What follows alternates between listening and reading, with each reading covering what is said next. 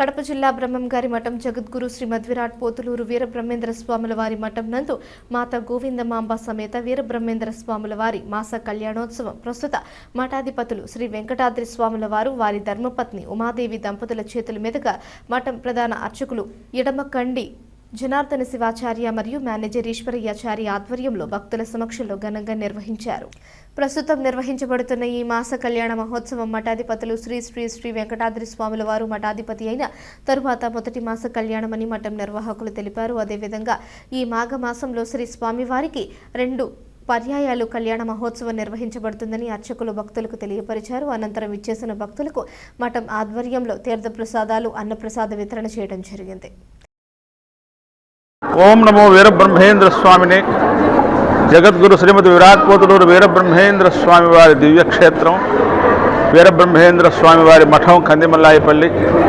నేడు శ్రీ వీరబ్రహ్మేంద్ర స్వామి వారి మాస కళ్యాణోత్సవంలో భాగంగా మాఘమాస కళ్యాణ మహోత్సవ కార్యక్రమం అత్యంత వైభవపేతంగా నూతన మఠాధిపతులు శ్రీ శ్రీ శ్రీ వెంకటేశ్వర స్వామి వారి ఆధ్వర్యంలో వారి దంపతుల చేత మరియు ఉభయదాతలతో కూడి ఎంతో భక్తి శ్రద్ధలతో మఠం సిబ్బంది మరియు మేనేజరు అందరి సహాయ సహకారాలతో అత్యంత వైభవపేతంగా స్వామివారి ఈ మాస కళ్యాణ మహోత్సవ కార్యక్రమం నిలబడినది. ఈ మాసం యొక్క విశేషం ఏంటంటే మాసానాం మాఘమాసేషు అన్నారు. ఈ మాసంలో 2 కళ్యాణాలు కూడా ఈ స్వామి క్షేత్రంలో స్వామివారి జరుగుతాయి. మహాశివరాత్రి రోజు మళ్ళీ స్వామివారికి పాంచానిక దీక్షగా స్వామివారి కళ్యాణ మహోత్సవాలు జరుగుతాయి. కావున ఈ ఉభయదాతలందరికీ కూడా స్వామివారి ఆశీస్సులు అందరికీ కూడా అందజేస్తున్నారు. అట్లాగే రేపు జరగనున్నటువంటి శ్రీ వీరబ్రహ్మేంద్ర స్వామివారి పాంచానిక మహాశివరాత్రి కళ్యాణ మహోత్సవంలో కూడా భక్తాదులందరూ కూడా పాల్గొని స్వామివారి కృపకు పాత్రలు కావాల్సిందిగా కోరుచూ ఉన్నాం. స్వస్తి.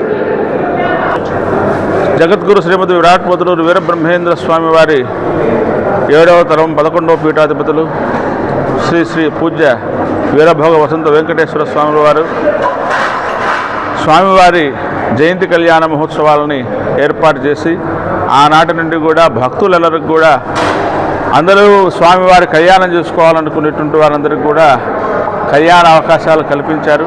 అట్లాగే వెంకటాద్రి స్వామివారి హయాంలోనే స్వామివారికి మాస కళ్యాణ మహోత్సవాలను ప్రతి సంవత్సరం ప్రతి మాసంలో కూడా జరుపుకునేదానికి సంకల్పం చేశారు.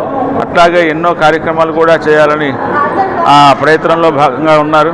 కావున ఈ కార్యక్రమాలలో అందరూ కూడా పాల్గొని స్వామివారి తీర్థప్రసాదాలు స్వీకరించి వీరబ్రహ్మేంద్ర స్వామివారి కృపకు పాత్ర కావాల్సిందిగా మనవి.